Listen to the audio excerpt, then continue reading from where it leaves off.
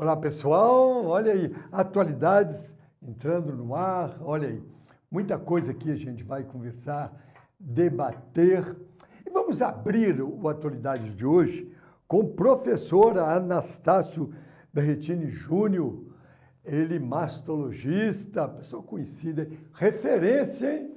Aí não só na região, no estado, nesse Brasil todo, porque um homem que, olha, se preparou aonde ele se preparou. Ele voou fora do Brasil. Não que no Brasil ele também não se preparou também, que aqui no Brasil tem grandes profissionais com professores que ele também frequentou e participou, mas ele foi para a Itália. E de lá ele veio com a bagagem aí redobrada. Professor Anastácio. Anastácio, uma satisfação, hein?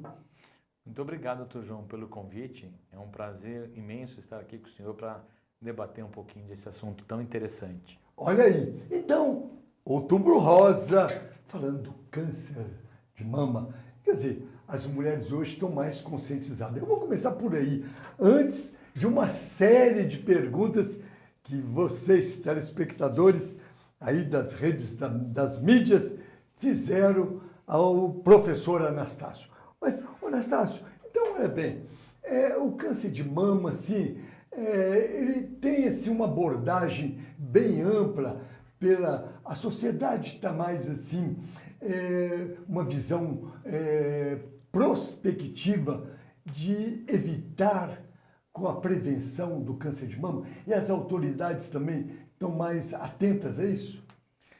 Olha, ou não?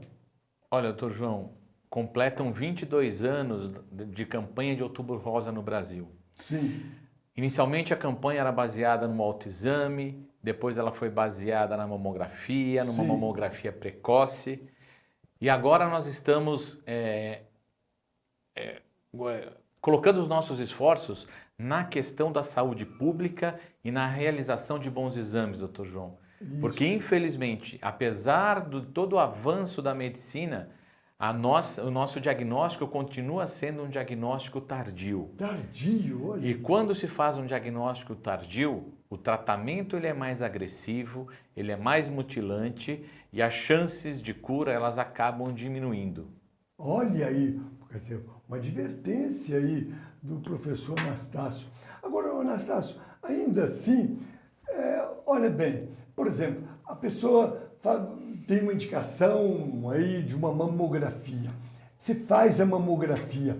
E aí eu queria te perguntar isso. Depois o resultado, isso passa para um médico aí dar a orientação ou tem uma demanda ou demora muito? Essa demora é prejudicial.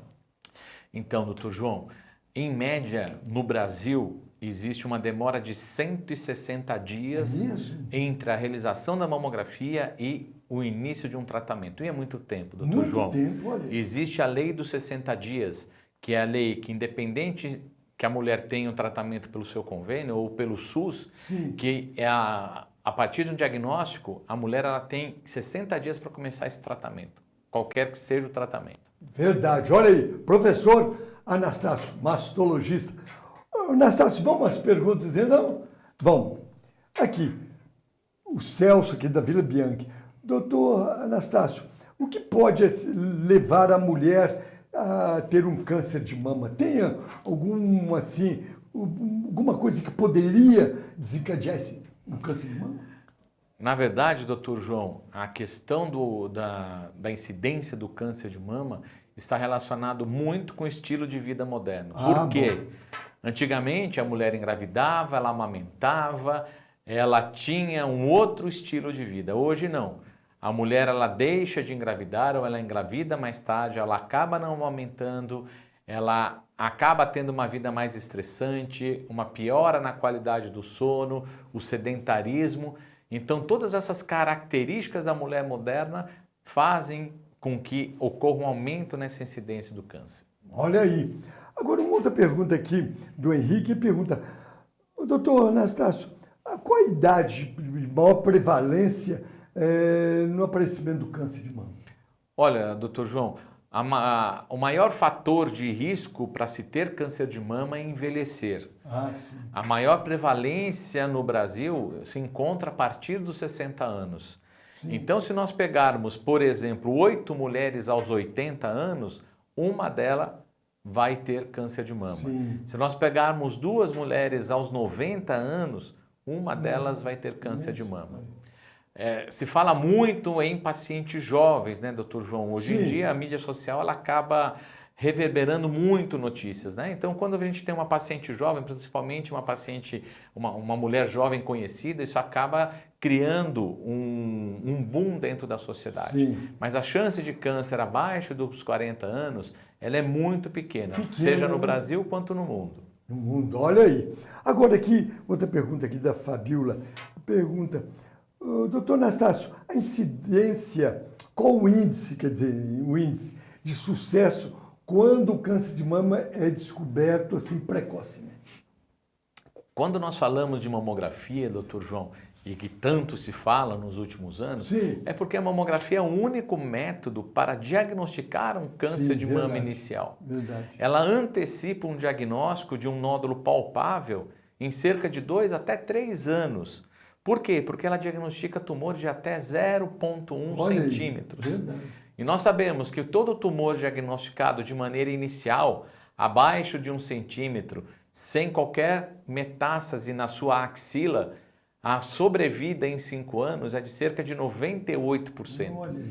É uma chance de cura altíssima. Altíssima? Nós não temos nenhum outro tratamento de câncer que tenha esta efetividade, esse sucesso no tratamento. Olha aí, doutor Anastácio aqui, professor, muito competente, e a gente está passando as perguntas aí dos nossos telespectadores aqui. O doutor Anastácio, aqui a Cláudia pergunta, doutor Anastácio, os sintomas de um câncer de mama, e tem tipos diferentes de câncer de mama? Na verdade, doutor João, quando um câncer de mama ele tem menos do que 2 centímetros, ele não apresenta seus sintomas. A partir de 2 centímetros existe a sensibilidade, a palpação de um nódulo pela mulher. Sim. Mas nós chamamos de sinais de suspeita, que são alterações de mamilo, quando o mamilo ele acaba entrando, ele acaba retraindo, uma secreção sanguinolenta que sai pelo mamilo de maneira espontânea, ela deve ser avaliada, um aumento progressivo de uma mama em detrimento a outra mama, alterações de pele, como uma pele mais grossa ou que nós chamamos de pele em casca de laranja. Todas essas alterações, elas se tornam suspeitas para um câncer. Certo, tá certo. E aqui, você já até falou, mas a pergunta aqui é da Valéria. Mulheres com menos de 35 anos podem ter câncer de mama? Pode, isso pode acontecer. Sim. Mas, como eu digo sempre às pacientes, são casos raros, né? Tanto é que não se justifica a realização de exames de mamografia ou de ultrassom para as mulheres mais jovens. Um capítulo à parte são aquelas mulheres com alto risco familiar.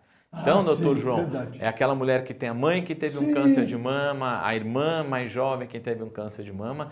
Estas sim são pacientes que nós consideramos de risco familiar e elas necessitam então de um acompanhamento especial. Tá certo. Aqui a Carla, ela pergunta aqui, doutor Anastácio, a incidência de câncer de mama em mulheres mais jovens tem alguma coisa a ver com alimentação, dieta, qualidade de vida?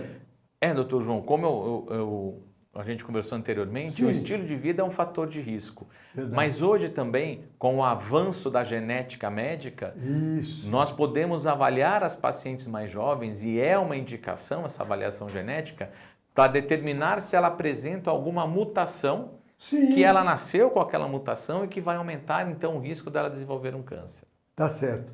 Agora a Lígia aqui pergunta a diferença assim, de um nódulo de mama e assim, do próprio câncer de mama. Tem diferença? Na verdade, nós chamamos de nódulo toda tumoração, toda alteração que ela é palpável, seja pela mulher ou seja pelo médico. Mas nem todo nódulo é um câncer. Nós precisamos avaliar pelo ultrassom, às vezes a mamografia, às vezes a ressonância, mas quem fecha o diagnóstico se aquele nódulo é um câncer ou não é uma biópsia. Agora aqui, o Célio pergunta aqui, o câncer de mama pode atingir também os homens? Pode sim, doutor João. É uma situação rara. Nós temos, em média, de um homem para cada 200 mulheres. É mesmo? Olha. E por ser uma situação rara, ainda nós não temos explicações para os fatores de risco para esse homem. Por que que esse homem ele acaba desenvolvendo? Hoje, de novo, com a evolução da genética, muitas vezes nós pesquisamos também se esse homem não apresenta essa mutação que veio com ele desde o nascimento. Agora, um homem que por qualquer outro motivo usou hormônio feminino pode ter, assim, uma tendência a desenvolver um câncer de mama? Também é um capítulo novo dentro da mastologia, doutor João.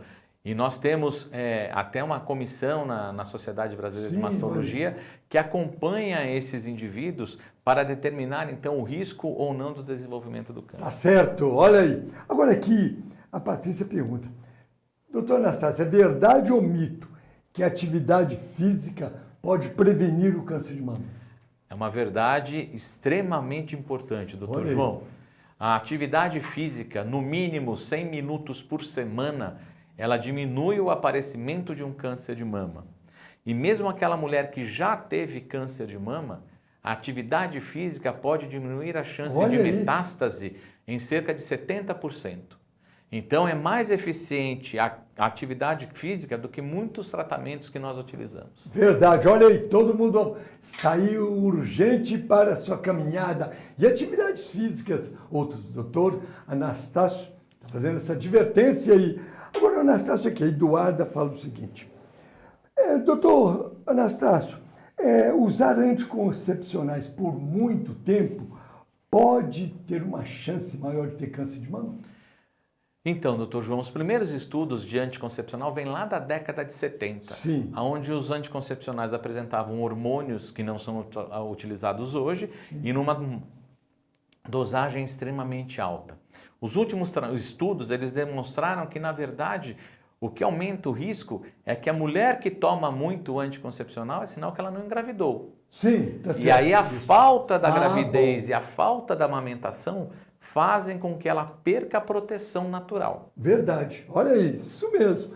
Agora, aqui uma outra coisa aqui, que a Rafaela pergunta. Tenho prótese de silicone. Posso ter mais chance de desenvolver um câncer de mama? Não. Ou não? Não. Também já foi extremamente estudado isso, e o silicone não aumenta a chance de um câncer de mama. O grande problema das próteses de silicone são as pacientes que acabam não indo fazer a sua mamografia, porque elas têm medo, né, entre aspas, de perder a cirurgia, de machucar, de tirar a prótese do lugar, e isso não acontece. E segundo ponto, exames que são inadequados. Então, às vezes, a pessoa que está realizando a mamografia não tem tanta habilidade em manipulação dessas próteses e aí pode deixar passar alguma lesão. É verdade, olha aí. Agora, a Jussara aqui pergunta, existe, assim, melhores exames ou meios de identificar um câncer de mama do que a mamografia?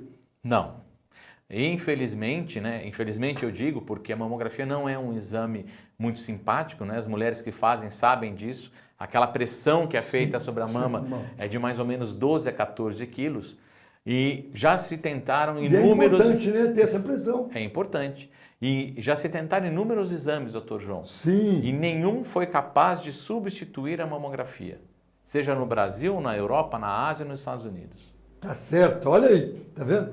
Bom, aqui a Lili, ela pergunta o seguinte, em quais casos, doutor Anastácio, tem que se submeter a mulher a uma mastectomia? Bom, doutor João, desde a década de 90 até hoje, os índices de mastectomia eles têm diminuído bastante. Olha. Nós temos realizado cada vez mais cirurgias conservadoras, preservando a mama. Ainda mais com o advento da reparação mamária, da reconstrução de mama, isso possibilitou então um aumento dessa conservação mamária.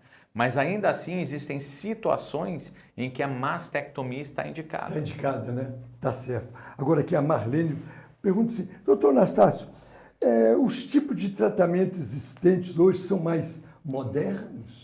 São, doutor João, são extremamente mais eficazes. Eficazes. E isso nos últimos 3 a 4 anos houve um advento muito importante de novas medicações. Tanto é que a semana passada houve o Congresso Europeu de Oncologia e surgiram mais 2 ou 3 novos medicamentos para o câncer de mama. Olha aí, muito bom. Então isso são medicamentos que têm menor efeito colateral e com um grau de efetividade, de cura, maior do que medicamentos anteriores. Olha aí, muito boa notícia. Aqui a Celinha aqui de Atibaia pergunta, doutor Anastácio, quais as mudanças de hábito pode diminuir a chance de desenvolver um câncer de mama?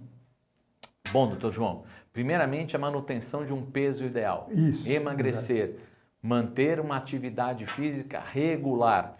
Eu digo aos pacientes, às mulheres, não é aquela atividade física, eu tenho que fazer 100 minutos, eu vou fazer 100 minutos no domingo. Não, é uma atividade física regular. A manutenção de uma qualidade do sono. Sim, no mínimo 7 a 8 horas por dia de um sono que revigore estas células do indivíduo. Segundo, diminuir o consumo de bebida alcoólica, principalmente os destilados. Evitar também o tabagismo. E, em último caso, também muito importante nos dias atuais, é evitar o uso indiscriminado de hormônios. De hormônios, olha aí, a resposta firme aí do doutor Anastácio. E aqui a Vitória pergunta, doutor Anastácio, o que devo comer para evitar o câncer de mama? Existe assim alguma coisa? Não, doutor João. Hoje, na época das mídias sociais, a gente sempre vai ver ali inúmeras pessoas trazendo dietas anticâncer. Mas não existe nenhum alimento que seja comprovado que aumente a eficácia, que aumente a chance dessa pessoa vir a ter câncer. O açúcar tem se tornado nos últimos meses um vilão dentro da internet.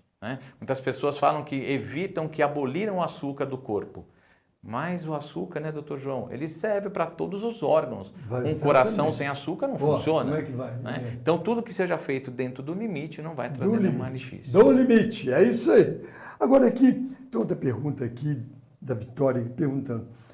Doutor Anastácio, o câncer de mama pode voltar mesmo depois que a pessoa recebe alta? Então, doutor João, hoje o câncer de mama ele é considerado uma doença crônica. Isso aí. Então, o que acontece? Toda mulher que teve um câncer de mama, ela deve se manter em vigilância. Eu faço sempre a comparação com o infarto.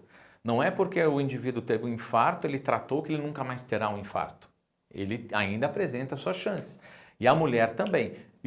Agora, a ciência tem estudado muito por que algumas mulheres ficam ali durante 15, 20 anos sem nenhum sinal da doença e de repente as células começam a se proliferar novamente. É uma investigação, um estudo. Isso, ela é fonte de estudos atuais. Verdade. Agora, doutor Anastácio aqui está perguntando aqui, a Solange de Atibaia também, mito ou verdade? O câncer de mama tem cura? É verdade, doutor João. Como eu disse anteriormente, se diagnosticado no início, o câncer de mama tem a chance de cura de 98%. Mas é importante um outro ponto também, doutor João, que nós temos tido grande alegria, são aquelas pacientes que mesmo com uma evolução do câncer, apresentando uma metástase, com os medicamentos atuais, nós fazemos com que essa paciente tenha uma excelente qualidade de vida. Muitas mulheres que eu conheço com metástase no fígado, com metástase no pulmão, nos ossos, acabam fazendo sua atividade física, trabalhando e levando uma vida considerada normal. Olha aí, agora tem uma pergunta aqui, vamos lá. Carolina, de São Paulo, hein? Através da web. Doutor Anastácio, os chamados chips da beleza previnem o câncer de mama? Não, doutor João, é isso que eu disse em relação ao uso indiscriminado do hormônio. Infelizmente, nós ainda não temos dados a respeito da prevenção de câncer por esses hormônios. O que nós percebemos na prática é que em muitas situações são utilizadas dosagens excessivas de hormônio e isso acaba proliferando um tecido mamário, acaba proliferando um epitélio mamário. Ainda faltam estudos que nos mostrem, que nos deem confiança. Então, a Sociedade Brasileira de Mastologia, ela não orienta a utilização desse tipo de medicamento. Olha aí, professor Anastácio, um show aí de informação, não é isso? Esse é um show mesmo. Informações corretas. E aqui, terminando aqui, uma fã de carteirinha da última hora, cumprimentando, Anastácio, falando que gosta de sempre, quando você está aqui na TV, das tuas explicações, com uma didática muito boa. Parabéns. Muito obrigado, doutor João. Uma das funções do médico nesse Outubro Rosa é fazer com que a informação correta chegue às mulheres. Verdade. Né? Hoje se fala tanto de empoderamento feminino, o empoderamento é isso, é o conhecimento. É o conhecimento. É o autoconhecimento, saber quando ela tem algum fator de risco, saber quais são os hábitos de vida que ela tem de tomar nos dias de hoje para que diminua essa chance dela vir a ter câncer. Verdade aí. Professor Anastácio. Anastácio, fechando aqui, eu quero agradecer e a gente volta aí num outro programa para a gente continuar debatendo outros assuntos. Mas é importante que esse Outubro Rosa, você mesmo falou, essa advertência aí, e uma colocação outra que você fez, que é importante também, é a gente deixar todos aí cientes disso, que ainda assim há uma incidência grande aí do câncer de mama, por às vezes, descuido mesmo das pessoas, e às vezes também as pessoas procuram os órgãos públicos para um tratamento, às vezes tem um distanciamento entre o diagnóstico e o tratamento. É isso? É isso, doutor João. O que a gente mais tem falado nesse outubro é que não basta um mês, né? Que a mulher deve estar sob vigilância o ano inteiro. Devemos evitar o chamado a cancerofobia, aquela fobia ao câncer. Né? Mas nós devemos ter cuidado, da mesma maneira em que verificamos a pressão, fazemos nossos exames de sangue, a saúde das mamas também deve ser avaliada. E tanto se fala de câncer de mama, por quê? Porque é o câncer mais prevalente na população feminina do mundo. E também é a maior causa de mortalidade por câncer na população feminina. Agora, a última pergunta aqui para fechar, só porque às vezes algum telespectador não foi colocada essa pergunta, mas teve chance de fazer essa pergunta. Vou fazer essa pergunta ao professor Anastácio.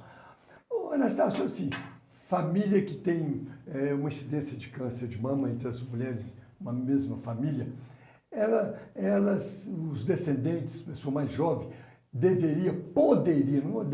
poderia fazer um mapeamento genético ou não? Existe sim essa possibilidade, doutor João. Hoje existem ferramentas em que você pode calcular o risco dessa mulher vir a ter uma mutação genética. E aí determinar aquela paciente que merece essa investigação. Mulheres que têm vários casos da família, o que nós preconizamos é que aquela paciente índex, aquela paciente que tem o seu primeiro câncer na família, ela seja investigada para que, se existe uma mutação nela, essa mutação seja avaliada nos seus descendentes. Olha aí, muito bom. Anastácio, mais uma vez, obrigado e até um outro programa. Eu que agradeço, doutor João. É sempre um prazer estar aqui com o senhor. É isso aí, professor Anastácio. Referência aí dentro dessa mastologia, aí, estudo das mamas e agora aqui em Outubro Rosa, na prevenção. Professor aqui em São Paulo também e a gente agradece mais uma vez. Muito obrigado, doutor João. Bom, nós vamos um breve intervalo. A gente volta aqui a Atualidades.